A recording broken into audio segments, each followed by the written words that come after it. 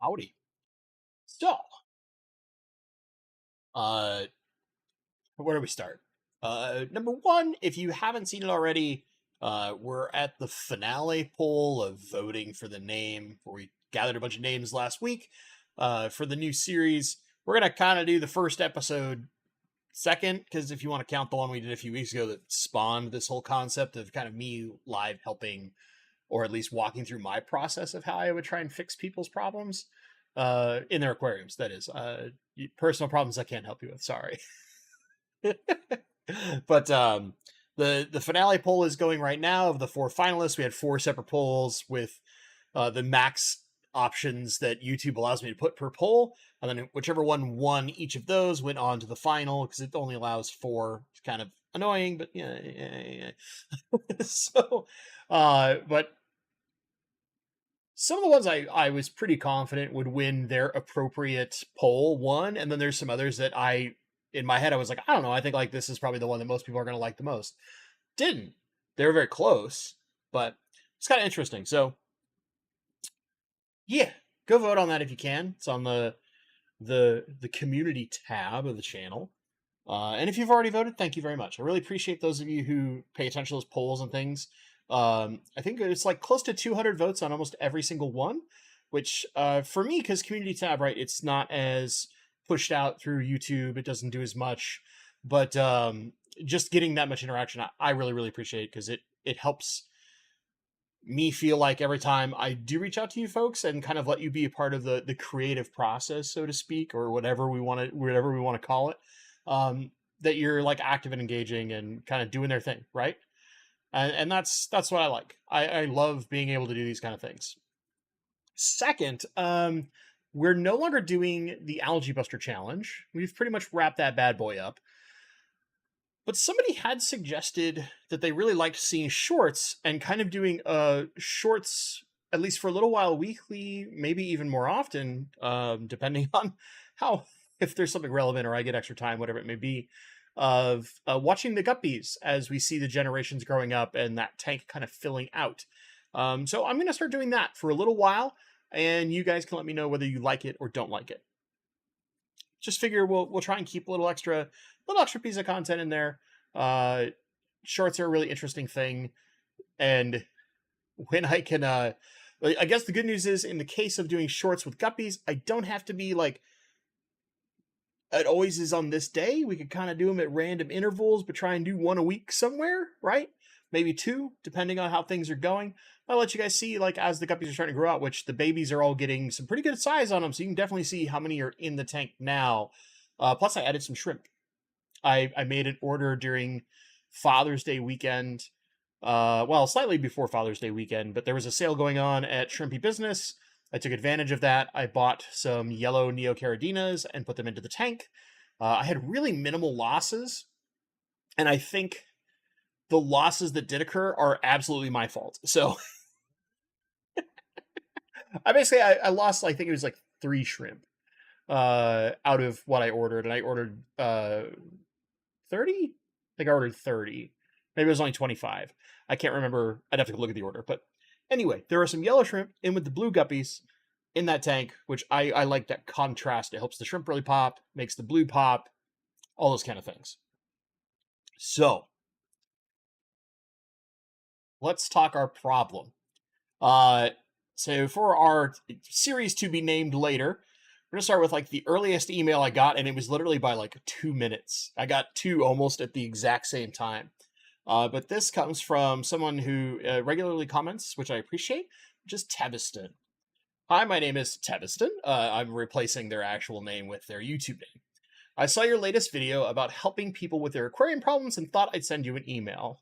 My 20-gallon long has broken out with hair algae and cyanobacteria on the substrate and plants. I have 8 pea puffers in there and 1 very sneaky Amano. So cleanup crews are mostly a no-go. I run CO2 and have a co-op sponge filter. I think the cyano might be because of low flow, so I'm thinking of getting a Ciche internal filter. I'm guessing that would be the Shark, right? I think that's the most recent Ciche internal that's out, which is I've heard from many friends who not only love CJ, but like trying a lot of the things that KG Tropicals brings onto their store, that they're quite big fans of the Shark. Or whatever the internal filter is, the internal CJ, but I believe it's the Shark. You could also, and as Laura is mentioning, you could just put a power head on the co-op sponge, because if you've got the little jet lifter tube, if you just take the curved portion off, you can fit a power head basically directly on that thing. And I think the original tube you can do the same with. It's designed to fit both power heads and just be open air. So that's another option. If you don't want to buy a full-on internal filter, you can kind of supercharge the sponge by putting a power head on it and getting that extra flow while still keeping a sponge filter in there and not necessarily getting another entire filter. Or you could get an extra sponge filter and, kind of do extra flow that way. But we'll talk about whether or not that's the problem in just a second. Let's finish the rest of this part. I use Co-op Easy Green, potassium, and iron ferts, along with root tabs for the crypts and sword plant. The light is a Higer 957 light on the standard setting. Right away, I have some suspicions. Turning on at 6:30 a.m., 15 minutes before CO2 turns on. So that's interesting. We're starting light before we're ever starting CO2, and we are using CO2. And off at 6:30 p.m., an hour after the CO2 turns off. Now, that part I totally agree with.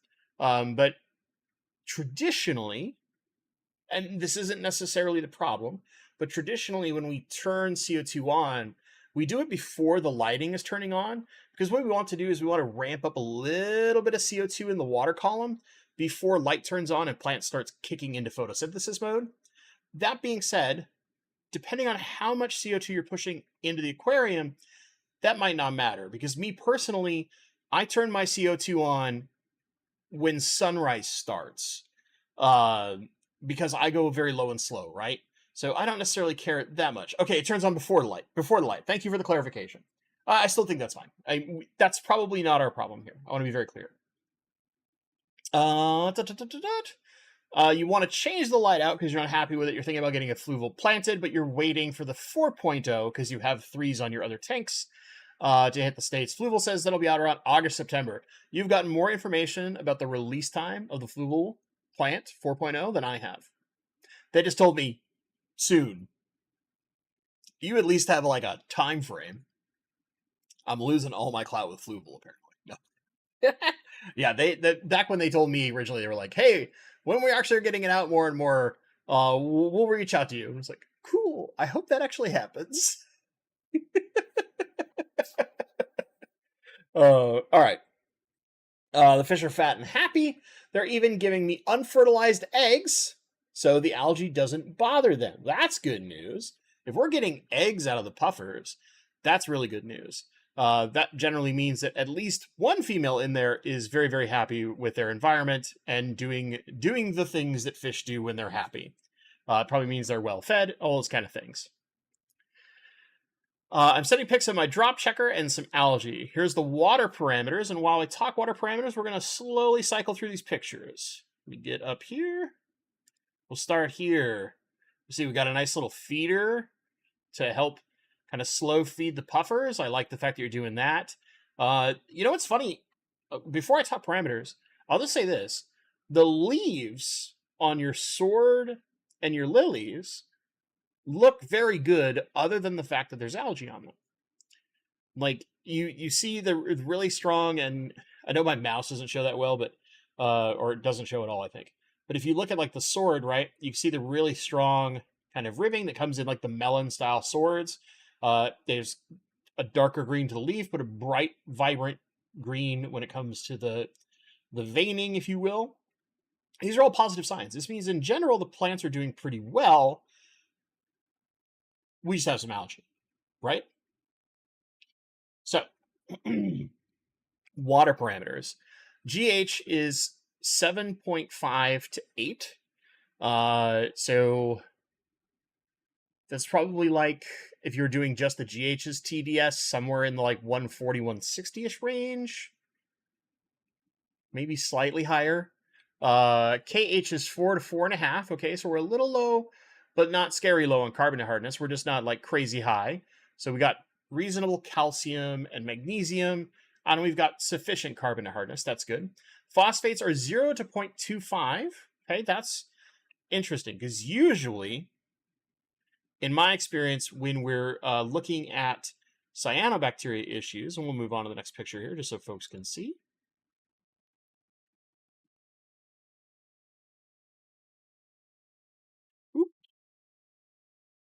Here's the substrate where we can see some of that cyano kind of up front, especially in our gravel. And one thing we should note is we are using a gravel substrate, so we have kind of an inert substrate. But usually when I see cyanobacteria, it's typically because if one of two things is a little out of whack. Sometimes it's phosphates. Most of the time, when I experience cyanobacteria, it's silicates being my problem. And it almost always happens on the few tanks that I've ever run with pool filter sand, but not always. I've got one tank that has dealt with it quite a bit. The tank actually with the loaches, I've fought cyano for it's like 6 months to get it to really go away, and that tank has no sand in it, right? So silicates is basically almost impossible. Our pH with CO2 active is about 6.6, and our pH without CO2 is 7.6. So one thing to note is that when your CO2 is active, that pH drop is kind of like a phantom thing. We care more about like the actual pH of your water. If you're that like 1 point-ish kind of crash, you could say, occurring, I'm less stressed about that. Here's another pic. We can see we've got quite a number of plants. Like if you look, even your Ludwigia and why am I that super iron hungry stem? Why am I spacing on this? I used to grow tons of this plant. It's a hygrophila. Isn't that Penitophyta? Right? Right? Right? Yes, Mike. Thank you. You can even notice that like their leaves look really good. We're not seeing weird coloration. We're Bentley having a blue screen of death. It's true. My brain just like error. But like if we look at these things, we're not getting indications of plants failing and then algae taking over. So this kind of tells us a couple of things. These are some of the clues we need to look at, and we'll break that down in just a second. Your nitrates sit somewhere between 5 to 10 parts per million. You dosed 3 pumps of Easy Green 3 days ago to get that number. So we're in a 20-gallon long. We're putting in effectively, big quotation marks, the dose for a 30-gallon tank, but that's because we have a good amount of plant matter in this tank. And we'll get the last picture here. Here's the drop checker. You can see it's nice and green, and it also has algae on it. I have experienced this where even like surfaces of materials in a tank have algae on them, and it can feel very frustrating. But we've got all sorts of plants. We even have, it looks like some duckweed. You might have the devil in your tank, but there are lots of people who love duckweed, so I won't talk too much smack about that. So yeah, after 3 days, we're getting to what I would call a like pretty good nitrate is present but low, where like we are like lean nitrate levels. It's kind of like I like being in that 5 to 10 or 10 to 20 range when I can. It just depends on what plants are in the tank. If I have slightly more aggressive growing plants, I like that 10 to 20.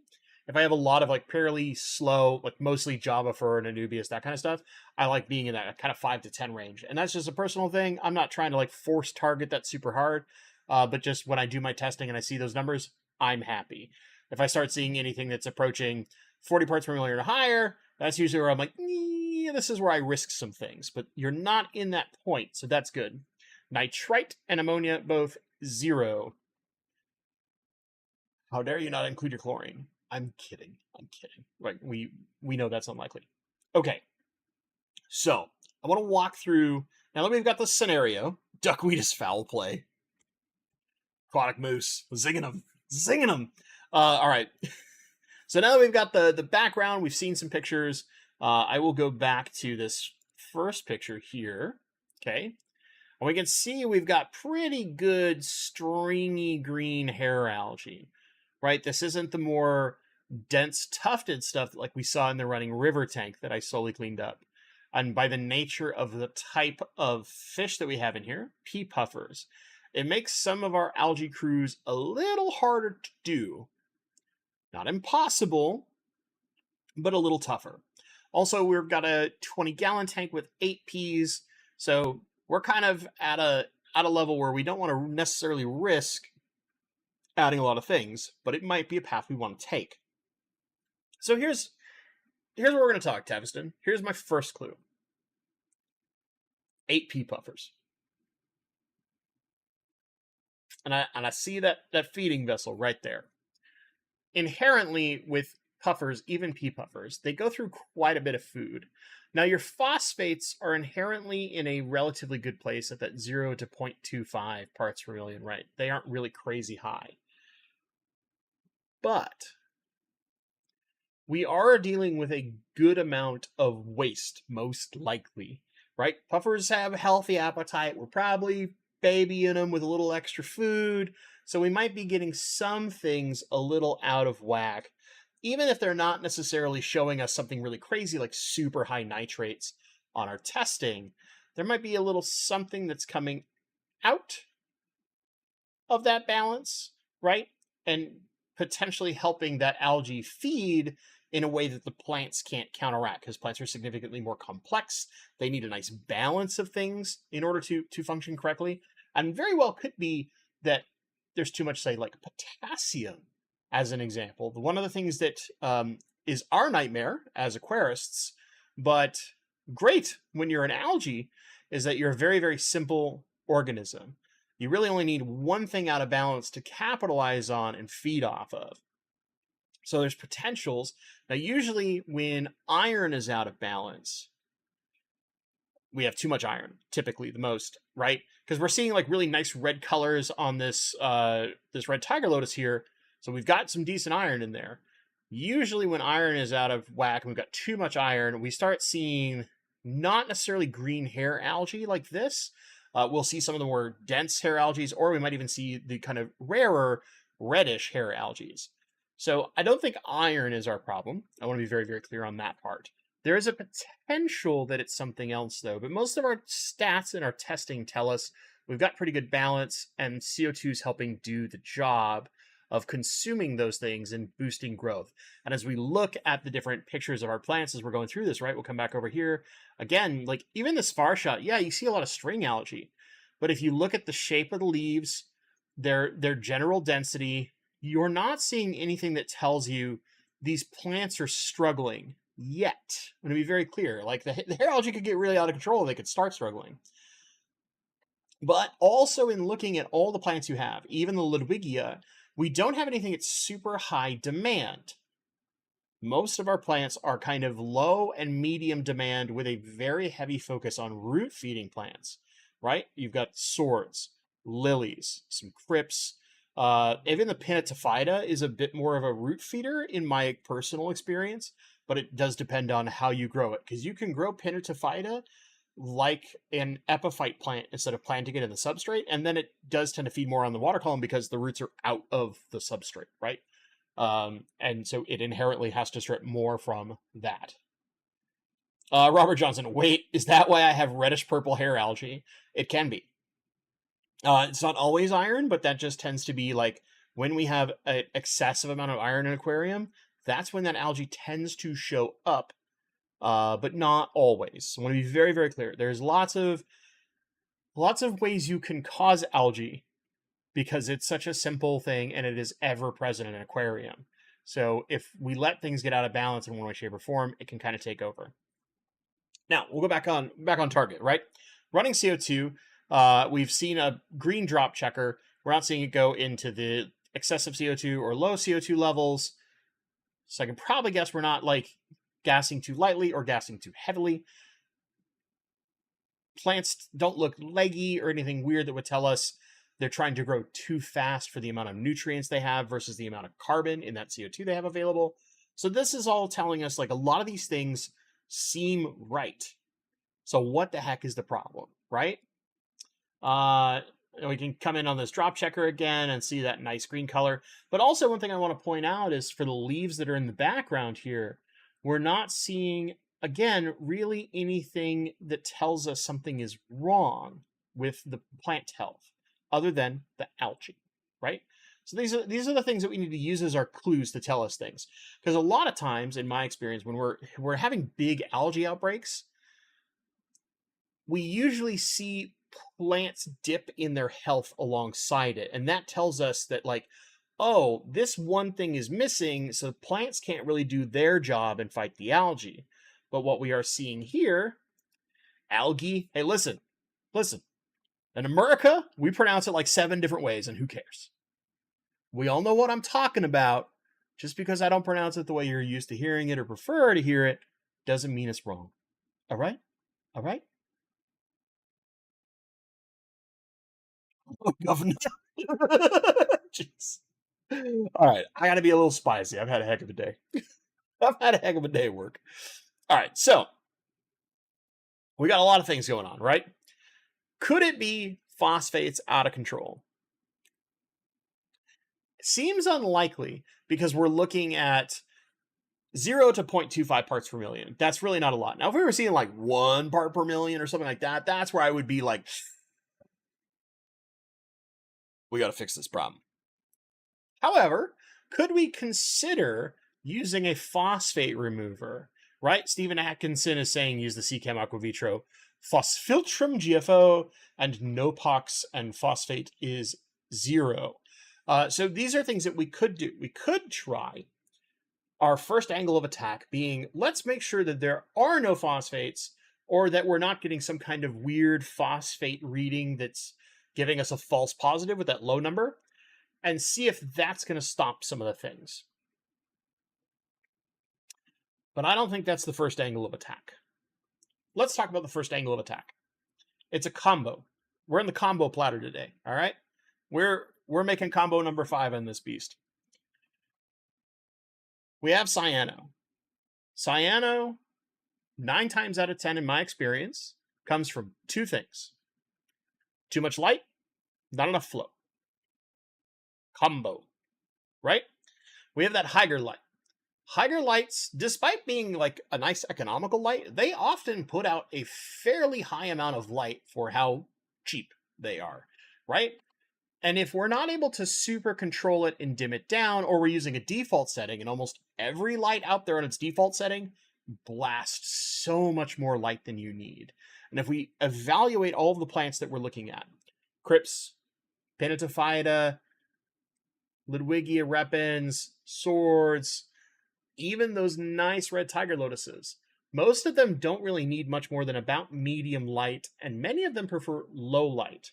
And also, as you told us, we're running this light from 6:30 in the morning till 6:30 at night. That is 12 hours. Now, we have a sunrise and a sunset. That kind of shaves it off because we're not at full power the whole time. But I'm guessing if you're anything close to the way that I tend to set up my light, you're probably looking at like an hour to an hour and a half sunrise and sunset, which means 9 hours of full blast. I think we have a combination of too much light and not enough flow. So my first instinct is, if we can dial that light down before you go and get that replacement light in the fluval, let's pull that light down some. We're also only 20 long. We've got a tank that is, 12 and a half inches tall? This is not a super tall tank, so we're not getting a lot of dispersion in the water to bring some of that light intensity down. That deflection that naturally occurs because water does all sorts of fun things with light, it's not going a deep enough distance to really have massive impact. So what do we want to do? Bring the light down some. Now, if we don't have the ability to tune it down, I'm not super familiar with the 957 Hygger, but most of the recent Hyggers are adjustable in one way, shape, or form. And then what we could do is try to lift it higher off the tank to make it so the light is traveling a little further, and that will generate a little bit of dispersion, not quite as much as actually just dimming it down, but these are our options. And 2, let's look at a way to add flow in that aquarium, right? Now, the way that you could fight off the cyano the fastest, turn your lights completely off for a week. And if your aquarium is not near some kind of direct sunlight through a window, if it's like across the room where your windows are, or it's in an area where there's almost no light coming in ambiently, sunlight, right? Because we're getting into summer, we're going to get a lot longer exposure of light throughout the day. You could try to black it out or just cover the side where the light comes from. I have found that typically within about 3 to 4 days, if cyanobacteria is starved of light, it dies. But if we want to be certain, we do it for a week. Cyanobacteria is extremely reliant on light. So if we turn our light off, it will die. Now, here's the important thing. You are going to need to do more water changes. I know that like when we look at it, we see more hair algae than cyano. But as that cyano dies, when things die, what happens? We get ammonia, we get nitrite, right? We go through those processes. And what we want to make sure we do is have no ill effects to our pea puffers, right? We got those little lovable murder machines. We want to protect them. So what we want to do is about every 2 to 3 days, especially after the first 3 days of no light, let's do a nice 50% water change. Then after the next 2 days, let's do another 50% water change. Now the good news, we're only in a 20-gallon tank. 50% is not a lot of work. It's not like we're talking 200 gallons, right? We're not aquarium domain where our small tank is 600 gallons and doing a 50% water change is an all-day affair, right? It also will help, like you have a sponge filter, so you're naturally getting extra air movement. If you choose to change to either a power head or put an internal filter in there, make sure you're still keeping that air stone to keep oxygen moving. As things die off, or as other things occur, aka we're turning off the light, other things start getting consumed and we might not produce as much oxygen, because when plants go into their kind of nighttime mode, they stop consuming carbon dioxide and they start consuming oxygen. And we're going to put them in nighttime mode for a week. So they're going to consume, albeit not a ton, but they're going to consume more oxygen than is normal. And we want to be very careful about ensuring we don't cause an oxygen deficit on top of these other things that risk the fish health, right? We're going to protect our fish, and that one very sneaky mono. Let's not forget about this hero, this one sole hero. So there's our start. There is what I think is number one. And I would go lights off for a week. Let's kill that cyano. During that period of time, I would effectively do 3 water changes. After the 3rd day, I want to do 50%, or during the 3rd day, you choose. 2 days later, I want to do another 50%. 2 days after that, when we've completed the blackout, I want to do one more 50% water change. I want to make sure that we are playing this as safe as possible. And then from there, we can start looking. Look everywhere where you see cyano. Is it all dead? AKA it's no longer kind of a bright greenish blue color. It's more of like a black gray. Great.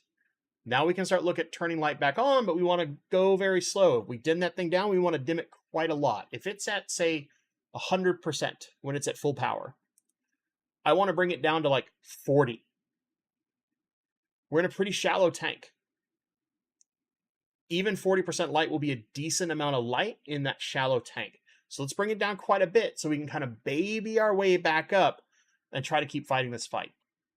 Now also, during that time, this should impact your hair algae. Not as heavily as the cyanobacteria, but by starving it of light, you should, in theory, see that also have some trouble. And one thing I didn't mention, during that 7-day period, no fertilizer. We're not really putting the plants into photosynthesis mode, so we don't want to keep adding more and more fertilizer, because then we could cause buildups that could cause other problems. So no fertilizer, no light for that first week. Make sure we're keeping good oxygen, and we're doing those water changes. This is our first line of attack. Mostly we're targeting the cyanobacteria, right? But this will lightly impact the hair algae. Now, if the cyanobacteria isn't completely dead, it won't be gone, it stays in there, and you can actually manually remove it if you really want to. The stuff that's on leaves comes off kind of like a slimy film sheet, and if you're careful about it, you can actually completely remove it without dispersing it very much. I've done this off Java Fern before. It was gross, but very effective. But if we choose not to, gravel vacuuming the areas where some of the cyanobacteria is as a part of that water change is going to help pull some of that out of there so we can slowly get rid of it. Zach, does hanging the light above the tank help the difference in height equivalent to underwater? It's not the equivalent to underwater, but it will help reduce the light intensity. Basically, for each inch we raise it, it's kind of... I can't remember the exact math, but you have to think of it like being a significantly smaller amount of going through dispersion of water, right? It is slightly less because it has to travel farther, so the inherent like energy of each of the light colors loses some of that momentum, is the way we could think about it, as it's traveling, right? And as light dims, we could think of it like it's just slowing to a stop. This is not scientifically accurate. There's very different things, but this is the easiest way to kind of understand the basics of what's happening. If we think of it kind of like a car moving or us walking, whatever you want, right? We're traveling a distance, we go to speed. The longer we go, the more we slow down. And thus the less energy we have and the less things are occurring, aka the less light that's happening. Not a perfect analogy, I know, but it's an easy way to think of it in your head about like what's actually occurring. Okay, so now that we've done that, after that, if we still got some cyanobacteria, go another extra couple days. And really, at this point, we're going to monitor. Your plants in their current state will probably be okay for upwards of about 2 weeks. Oh, and the one thing I'm forgetting, turn off your CO2. We're going to have it dark, and we're going to run oxygen. Let's not let a ton of CO2 build up. Turn off the CO2 during this process as well. So no FERTs, no CO2, no light. Let's make sure we're being real thorough about that part. Now, the other reason why we get a lot of string algae like that is excessive amounts of light. Flow doesn't always matter. I've had huge amounts of string hair algae like that in tanks with a ton of flow, like an FX2 on a 40-gallon breeder that puts out a decent amount of flow, and I've seen big, beautiful, wavy hair algae just flowing like a 80s rock star hair in a movie with a bunch of big fans, all right? It will happen. The algae doesn't care so much about the water movement. It does care about that light, though, and as we start dimming that light down and making sure we're very careful about the rest of our things, we should see that algae stop growing. It's not going to just naturally die off necessarily, but we should see it stop or just significantly slow the rate at which it grows. And in the case of hair algae, we can go in and manually remove as much as possible. You don't necessarily need to trim all your leaves, but as you get new growth in that doesn't have algae, start trimming away the old leaves and go to the point of where we're just relying on that new growth to fight off as we're killing this algae off, as we're cutting it back. That's kind of the second tier. Now, if for some reason changing the light doesn't help us kick down this algae problem, that is where I might look at going, okay, I want to spread out the fertilizer. Instead of doing that 3 pumps, I don't know if you're doing it once a week or twice a week, I would look at trying to do the same amount of fertilizer we're doing, but space it out over more time. So as an example, in Teviston, when you get a sec, when stream catches up properly, are you doing 3 pumps once a week? Are you doing 3 pumps twice a week? Like, what's your current rate at which you're fertilizing in the tank right now with your aquarium co-op suite of ferts? Let me know that one. And then I'll give you the last piece of advice that I think is like the right path. And then as we see what happens in your tank, we might be able to make some adjustments, and we'll do that via email, okay? And then we'll open into questions. So, gang, thank you so much for chilling in. I know we went a little longer on this one, but chat, I appreciate you kind of bringing in your own thoughts. There was a thought from, I'm sorry, I get to see your actual like channel name here, but when I see comments, I always see your whatever your @ handle is. Freshwater and Reef Aquarium Channel. There we go. Official channel name as opposed to the @ symbol. I know we mentioned it in comments back and forth. I was trying to answer stuff like really furiously between work and or meetings, and yeah. Anyway, I would recommend starting again. Cyano, hair, and other algae blooms are always indicative of very high nutrient loads and not always in tandem with bright lighting. In general, I would say that I agree with the second part. I don't necessarily agree with the I would recommend starting again, because not everybody can easily start again, right? Not everybody's got plenty of tanks, or more importantly, we've got 8 pea puffers. They need some space. We might not have that space to safely put them in other tanks without risking damage to themselves or other fish. Plus, we know that at least several of them are, or at least one, I guess, is very happy because we're getting eggs regularly. So that means one's like really feeling it in there, right? We don't want to necessarily disrupt that balance. I think there are other angles of attack we can take first. Now, if none of these things work, then I would say, okay, it's worth considering the nuke the site from orbit mentality of just starting the tank fresh, where we pull everything out, we give it a really excessive cleaning, we rinse the heck out of that gravel, we try to clean the plants as much as possible, and we kind of reset the tank, right? Where we're getting as much of the surface and cyanoalgae out everywhere, and then we're resetting everything. We might even consider doing a light hydrogen peroxide soak of all the gravel to really kill things off, and then giving it a very, very thorough rinse. But I feel like that's not the first thing we should try. I feel like that's the last thing we should try. That is every option we've been taking isn't giving success. So something is a little deeper that the testing isn't showing us. And that's where we need to go like, all right, we're hitting the reset button. I'm not a fan, and this is personal philosophy, and let me explain this. I'm not a fan of hitting the reset button right away, because to me, if we immediately hit the reset button, we don't walk down the path that helps us learn why this is occurring and how to get to a point of where we reestablish balance in the aquarium and find that long-term success, right? We're in a big dip where we're like, man, plants look good, but algae's all over the damn place. So how do we get this point here where we're not sure what the problem is to the point up here where we understand the problem, and it might not be perfectly fixed yet, but it's on the path to correction, which means we're getting that tank back where we need it to be, and we're finding that path toward long-term success where we get to have a beautiful planted tank and enjoy it with minimal algae. We're always going to have some. We're never going to completely get rid of algae. That's impossible unless you're like, I don't know, you're Green Aqua and you've got paid professionals cleaning everything all the time. Right? We could probably not doing that in our home aquariums. If you are, I respect your ability to go to that level of maintenance, because that takes work.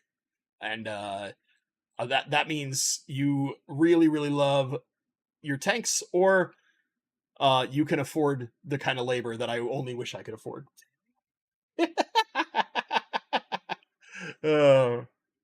Boots and cats and boots and cats and boots and cats. I need to cut back algae, but I like highlight because I want to see my fish. Are there other things I can do to find balance? This, to me, this is where plant selection really matters.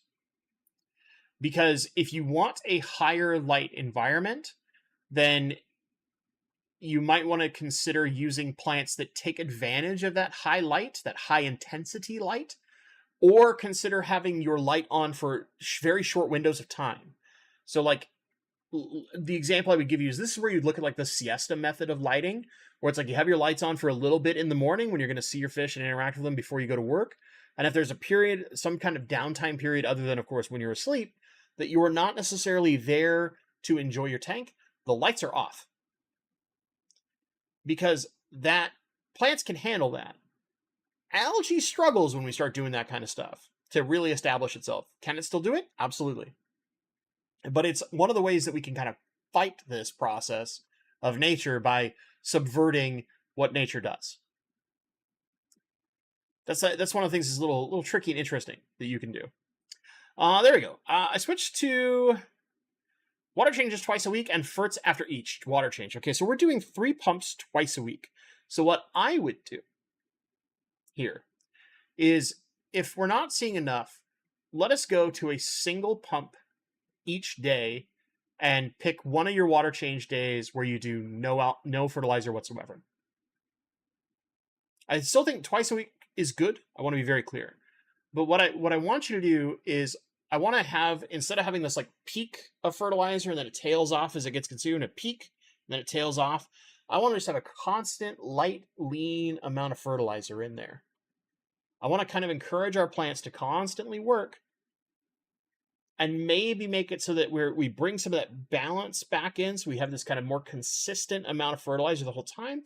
And there's a potential that combined with dimming our lights down a little bit, especially given we have a shallow tank, we can kind of choke that string algae out to where it struggles to continue growing, and then manual removal gets rid of it. And from there, you'll see some light picking, like that amana will slowly eat a little bit of it here and there, right? Things like that. We might consider certain of your more durable snails. It's still tough with puffers. Like, I'm thinking like horned nereids as an example, but the puffers might pick at them enough that they'll just collapse up and not do well. So I would want to take the non-living creature path first and see where we're at, especially after like a month. We're doing this many changes.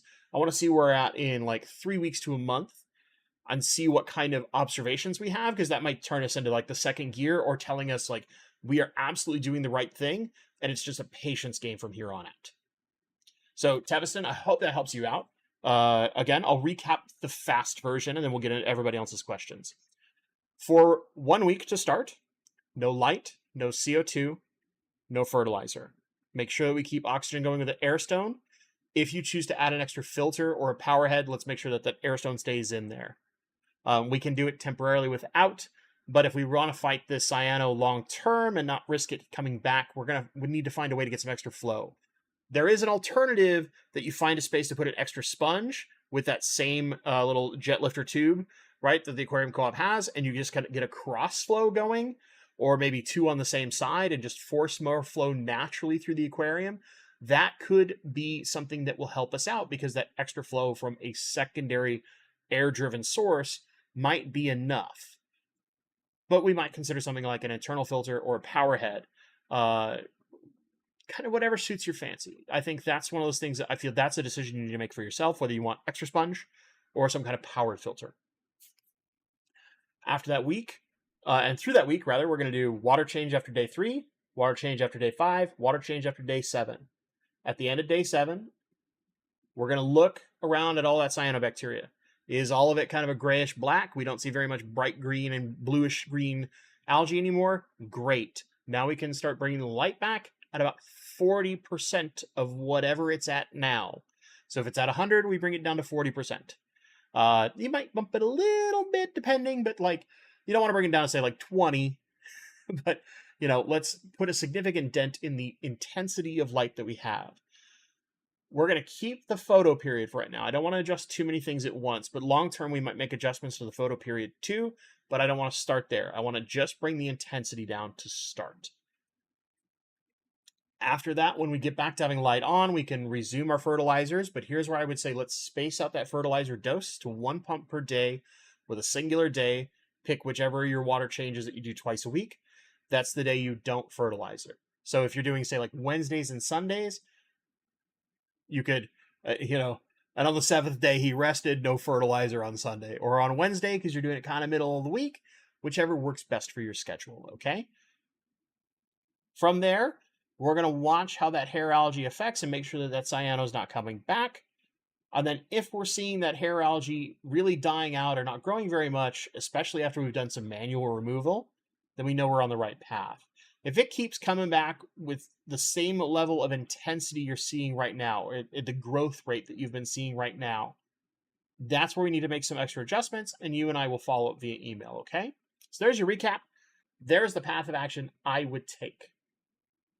I hope it helps. I feel like we can at least have some pretty decent success. I don't know if we're going to get it perfect yet, but I feel like we can have decent success to where we see a significant improvement in your algae problems and your cyanobacteria problem. If you really, really have to, there's some other courses that we can take for dealing with cyanobacteria, but this is like the most natural and easy peasy way to do it. Once you hit the reset button, it becomes easy to constantly hit the reset button. I agree with that, and that's why I try not to do that unless it's absolutely necessary. Yeah. Okay, so let's get into some questions. Make sure I didn't miss one as I did the recap. I think we're good, but if I missed one, just repost it, folks. We know how we go here.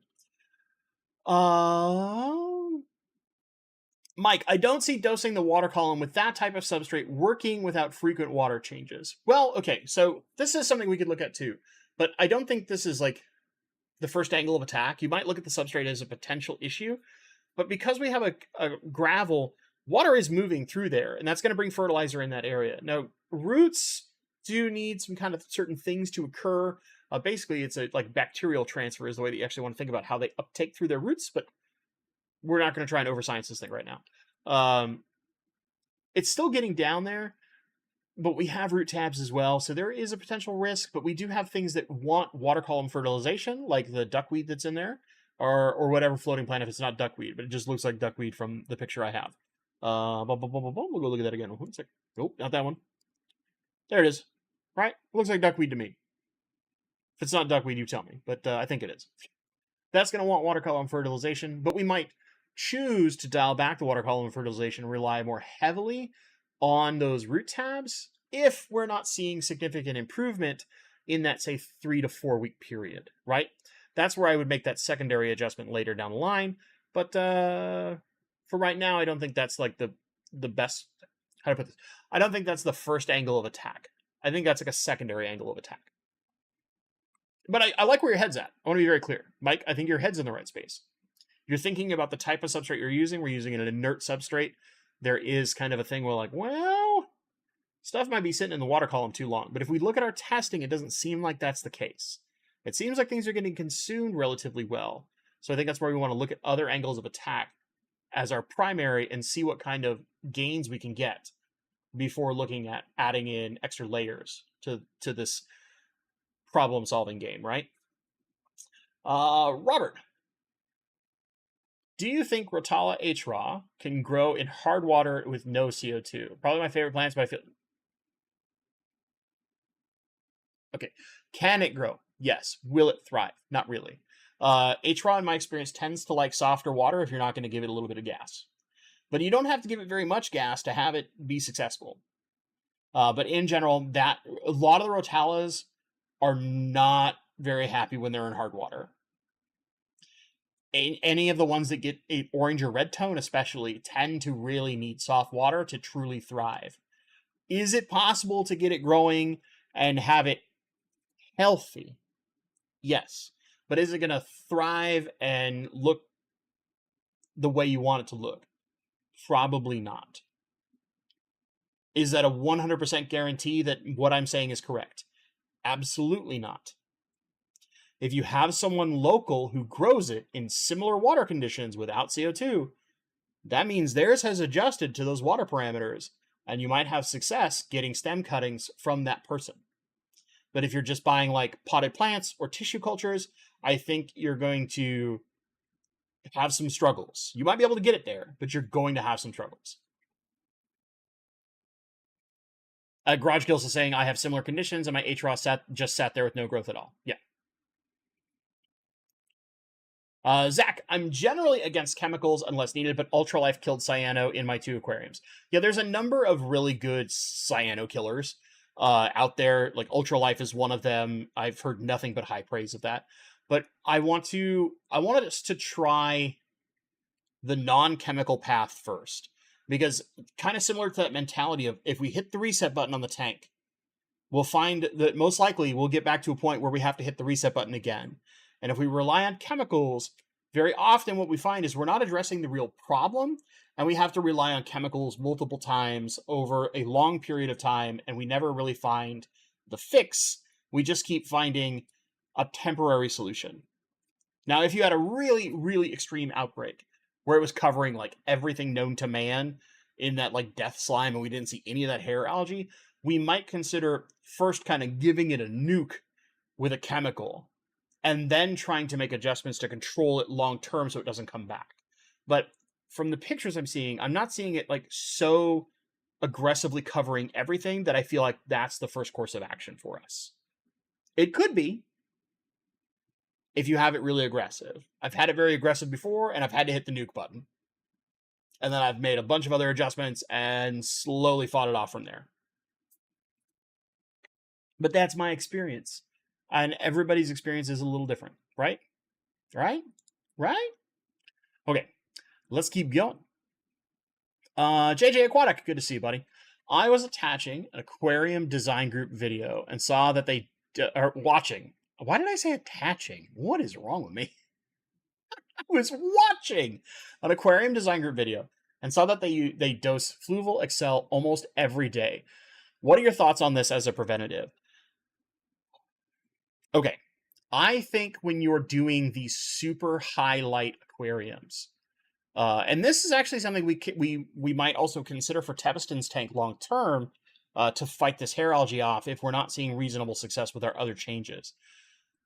Having that low dose of Excel, that glutaraldehyde, right, or liquid carbon, whichever preferable term you want, does help inhibit algae growth. So if we get it to a point where we have almost no algae, a lot of these like super high light, heavily aquascape tanks will often use it to make sure that they don't have something hit to where that imbalance occurs, because often they're doing very high fertilizer dose levels. They've got super high light. They're using quite a bit more gas than a lot of other tanks are. And so they're kind of ratcheting everything up. And it almost behooves them to do this as a preventative to help significantly inhibit the risks of running all these high level things for those super cool aquascapes. So, if you think about it that way, could we use it? Yes. We have to make sure that we don't have things that are potentially susceptible to it. As an example, if you have basically any Aponogeton, you don't want to use liquid carbon because you'll murder the Aponogeton immediately. It will just like fall apart on you like nobody's business, especially the Madagascar lace plant. There's a few other plants that are like that, but not many. It's mostly just the Aponogetons. So it's one of those things you just have to kind of consider what you have and what you're doing in the aquarium as to whether or not you want to take that route. Do I think it's a universal route that every planet tank should take? I don't think so, because I think it becomes a type of crutch that allows us to not teach ourselves how to balance aquariums in the first place.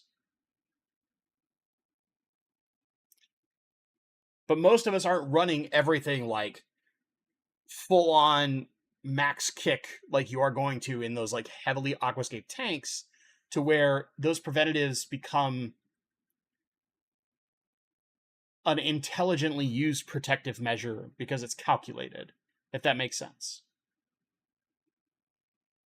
I basically never use liquid carbon unless I'm spot killing certain types of algae. Otherwise, it just sits on a shelf. I'll have a bottle, and often it expires before I ever go through the whole thing. Or gets out of its most effective rate. It doesn't really expire with glutaraldehyde, but nah, whatever. All right. Let's see here. Laura, I'm officially a new rainbow fish owner, Wanamensis, and I think they are legit ones, not hybrids. Yeah, it's been kind of sad. There's been a lot more hybrids floating around, but when legit ones color up, they are really good looking fish. Especially as the males get older and they get that kind of long, slightly tattered fin look to them, kind of like a pirate flag is the way that I always love to describe it. Ooh, they look so good. They look so good.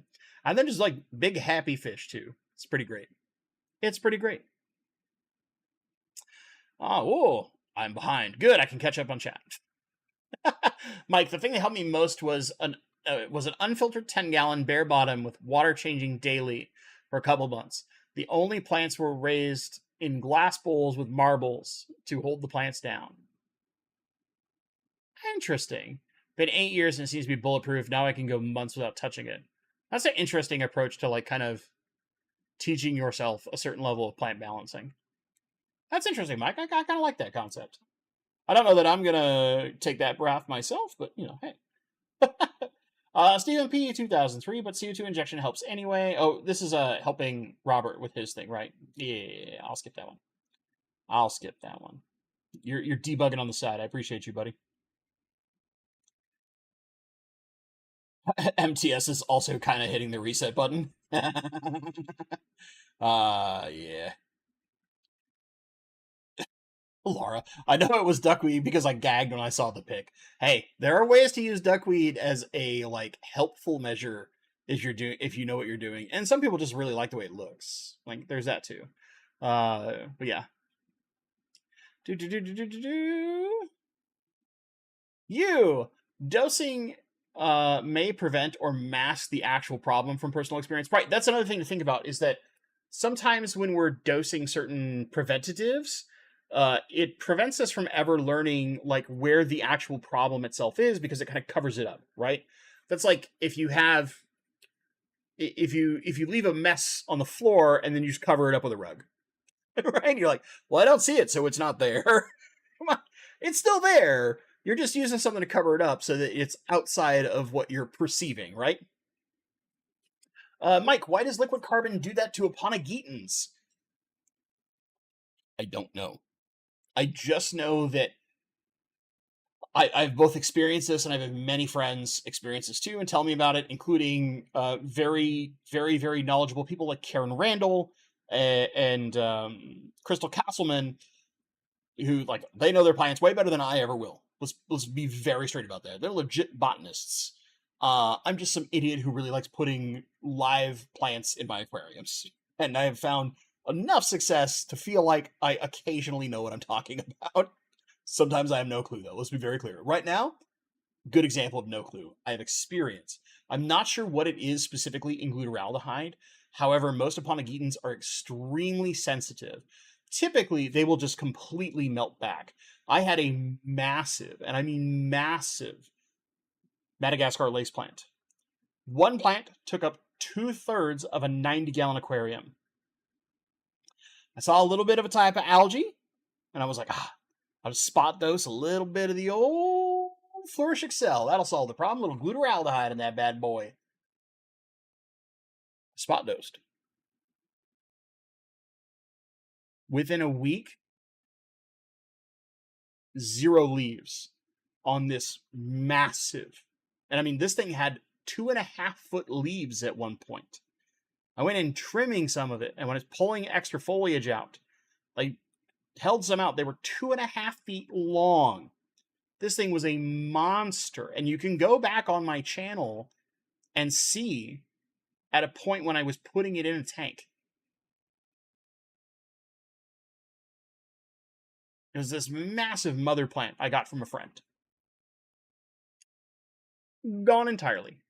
And then for a little while, I had just like this big little field concentrated around this massive root ball of all these little beady baby leaves. And it was like, oh, it's adorable. It's recovering.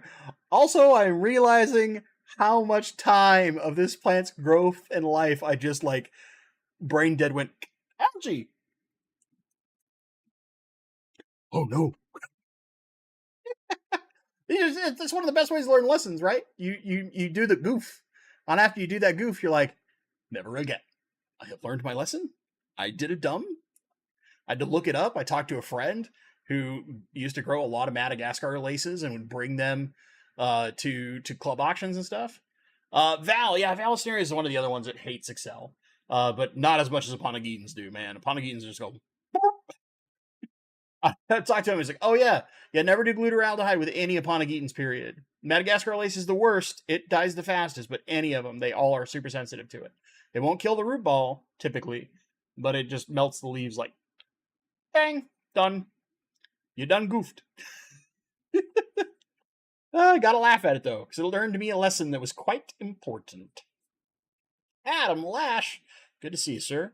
I have watched a few of your rainbow videos. I just got some Rosario LaCourte. Rest in peace. Rosario, wonderful human being, Bosemani, and I'm wondering what temps they prefer. Some say 80s, others say low 70s. I've in general found that they do the best in that 74 to 76 range. Almost all rainbows do really well 74 to 76. There's a few of them, typically when you're trying to like raise fry, where that 80 degree is a little more like perfect, quotation marks around that. And there are some that like cooler temperatures. So like as an example, the turquoise rainbow doesn't necessarily do super well at 80 degrees, but it can go quite a bit cooler than most of the Bosemani can.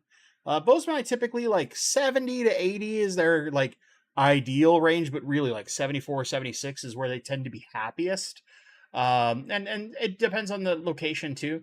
Rosarios, I think specifically weren't kept super hot. And by super hot, big quotation marks around that, is more that close to 80 range. So I would say 74, 76, one of those kind of in that general range. Like you could say 76-ish in the summer and spring, and you could kind of have a fall or winter by going down to like 74, or maybe you keep them like 77, 78 even, keep them just a touch warmer, because they are a warm water fish, right? They come from a fairly tropical area. But yeah, off topic, but do you know if Alex is getting better? So Alex and I haven't talked very much since he ended up in the hospital. I talked to him briefly after the first surgery, and by briefly I mean I think we talked for like 45 minutes. But that can be brief for us. If we get together, we have gotten together to do YouTube things, and we would talk for 4.5 hours and then be like, "Oh yeah, we were going to do a YouTube thing, right? We better do that." we're both pretty chatty Cathys, and yeah, if we get together, we chat and we chat and we chat and we chat and we chat and we chat and we chat and we chat. We don't shut up. Is really what it comes down to. We don't know how to shut up together.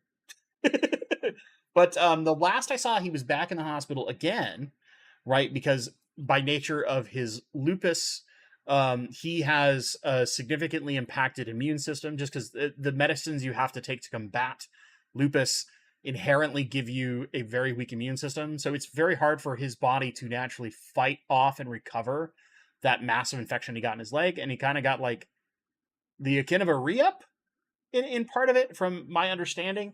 But I know he's on path to recovery, but it's going to be very long because of the inherent nature of the world he lives in with his own issues, right? Because like also it doesn't help that when he got hit, like when he got electrocuted, let's just put it the light way, it's more famously struck by lightning, right? I mean, it fried a lot of things in my man. And man, I remember shortly, I mean not too shortly because he was in recovery for quite a bit, but after it had happened, we were going to our club's like summer picnic, and he was like, "I don't know if I can make it. I can't really drive." I was like, "Brother, I will come pick you up. I will drive you there, and if I gotta carry your butt to a bench, I will." Right? It was like, if you want to go, you just say, "I want to go," and I will be there. I will pick you up. You are my friend. I want to hang out with you and see how you're doing. And there was a period of time, I remember this, where there were a few other creators. I won't shame them, whatever. Everybody can have their own opinions. Thought it was all a hoax. I sat with my friend who was very creative, well-spoken, although sometimes a little scatterbrained, right? He kind of floats all over the place, but that's Alex. I do the same thing. So I can't throw too many stones. I fly all over the place. We know this well. But seeing my friend struggle to communicate the way he used to communicate, having nonstop tremors in his hands as an artist, these are things you can't fake. You've been around somebody long enough and you know that person at least moderately well, you can identify patterns of things that can't be faked, that are differences in who they are as a human being. And so seeing how much he has recovered since then, right, makes me so happy, because despite the fact that he's dealt with other problems like his leg that's going on right now and some of the other things surrounding that, like I remember when he couldn't draw, he could barely write, and now he's gotten to a point of where his art's a little different. He's kind of changed his style up some, but he can make art again. He can write, he can do notes, all the things he would do, and he would naturally be researching things for his videos. Like it brings me an immense amount of good feelings to know that he has gone through that. I'm not throwing shade at Alex. Sugary caffeinated drinks can't be helping his autoimmune issues. I mean, sure, right? We all know that basically drinking liquefied sugar syrup is not good for us. Obviously, like, I'm a person who has had those similar struggles when it comes to certain things. And I would say this: everybody's going to have their vice. I think when you're dealing with as many things as someone like Alex is, or like my wife who deals with a ton of things because of her conditions, it's okay to do the one thing that's not the best for you, as long as it's not the thing that's the worst for you. If that makes sense. I would be more concerned if he was trying to cope with, say, alcohol or other substances. Right? Now, I agree, because it's something I've been trying to work on for myself, was like, cutting out sugar is good for you. Cutting out caffeine, probably pretty good for you, because caffeine does crazy things to your body, especially in the way that it can mess with your sleep cycles and your body's natural, like, recuperation. But we've all got a weakness. And sometimes we need the less bad weakness to be the crutch. You know what I'm saying? We need that one thing to be there. But yeah, I don't disagree. I think long term, right, you would want to cut it out, because long term for your health, it's good. You lost me at cutting out caffeine, sir. Dude, okay. Last, like, random lighthearted thing, and yes, for the people like sharing some love for Alex, I appreciate you all. And Adam, I want to be very clear. I know you're not coming from a sense of maliciousness. You're coming from a sense of wanting to see the absolute best for someone else. And I appreciate that as well, right? I just know by the way that you are saying things that this is meant with care. Because some people don't do it that way, but you can tell by how they're saying things. Yeah, Rob, we're talking about Fishery. Yes. Mr. Alex Williamson, formerly The Secret History Living Inside Your Aquarium. I think Fishery is a significantly awesomer name. Yeah, that's right. I'm making up like George W.-esque level words. Awesomer. But I think it's such a smart, like, marketing kind of name to what he is doing and who he is as a person. Also, it's a lot easier to say Fishery than The Secret History Living Inside Your Aquarium.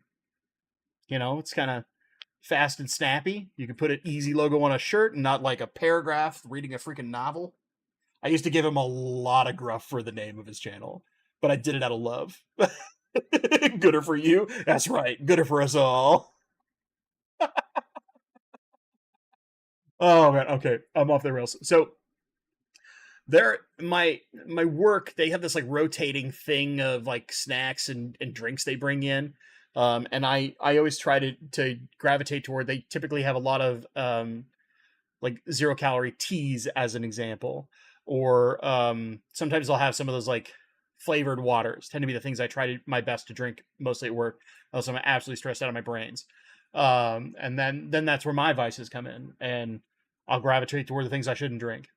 But they have this stupid little, like, it's like the size of a Red Bull can energy drink.